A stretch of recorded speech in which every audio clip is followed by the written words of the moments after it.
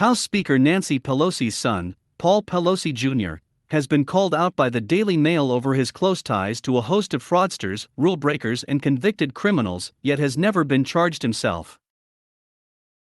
Once dubbed the rising prince of the Pelosi political dynasty by the now-defunct Men's Vogue, Pelosi Jr. had years-long repeated business dealings with unsavory characters, in what may have been efforts to curry favor with the Democrats' powerful family.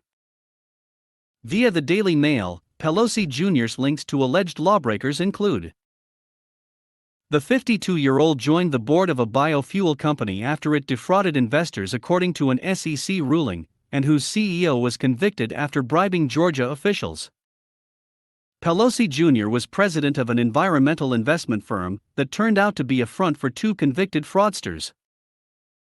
He joined a lithium mining company and received millions of shares, allegedly issued as part of a massive $164 million fraud.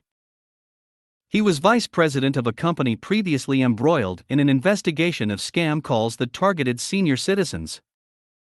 He has close business ties with a man accused by the Department of Justice of running a fake UN charity that stole investors' money.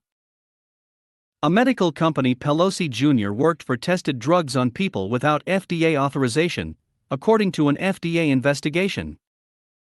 According to the report, sources close to the Democrat power broker's son, and even Pelosi Jr. himself, admit that some of his business dealings may have arisen from savvy entrepreneurs hiring him in an attempt to curry favor with his powerful family.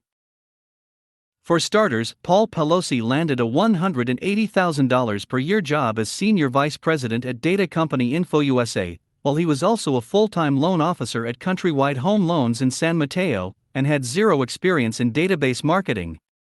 According to investigators, between 2001 and 2004, before Pelosi Jr. joined the company, InfoUSA knowingly sold fraudsters the data of millions of Americans, which was then used to scam elderly people out of their life savings.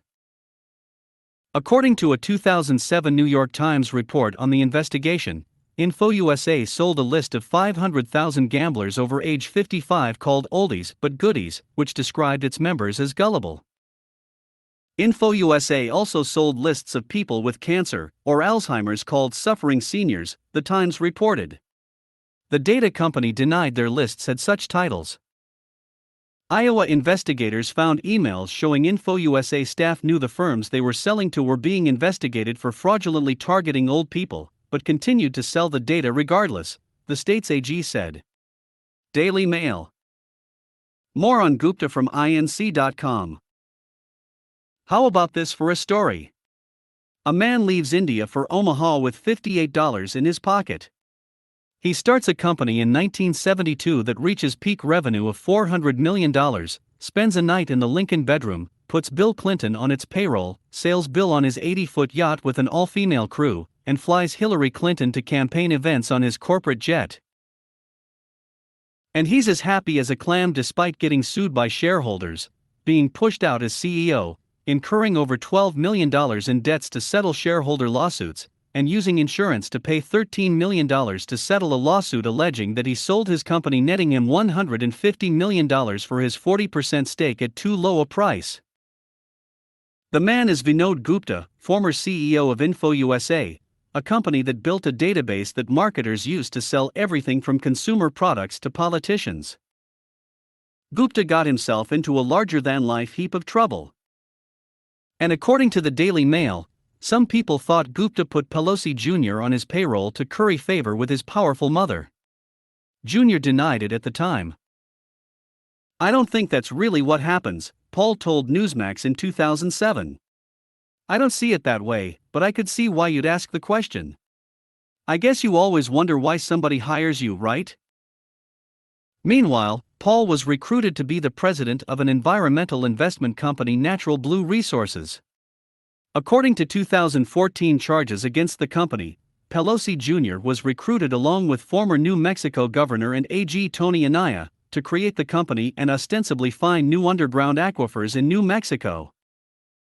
A SEC investigation, however, found that the company was secretly controlled by two convicted criminals, making Pelosi Jr. a cutout used, along with others, to let them personally profit from the company without disclosing their past brushes with the law to investors.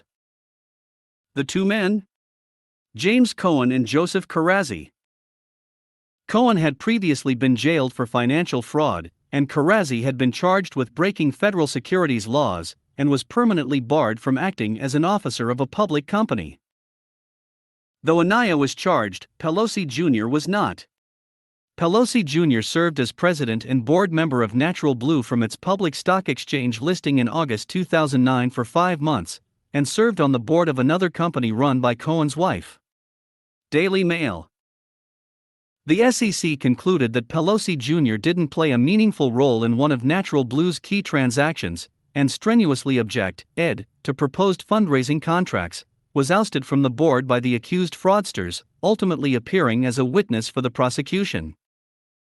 Then, in October 2013, Paul landed a job as VP of biofuel company FOG Fuels 1 month after the SEC announced that it had filed charges against the company and its founder, Paul Marshall, via the mail.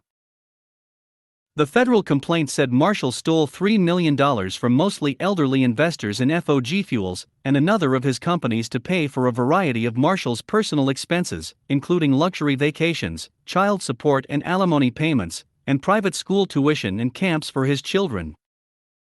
At the same time, an Atlanta, Georgia official was found guilty of helping arrange city contracts for Marshall's wireless internet company in exchange for bribes. Marshall had previously agreed to cooperate with prosecutors in his $3 million fraud case, and was not charged in the bribery case. FOG Fuels, of which Pelosi Jr. was vice president at the time, also won an Atlanta City Council resolution to turn waste restaurant grease into biofuel.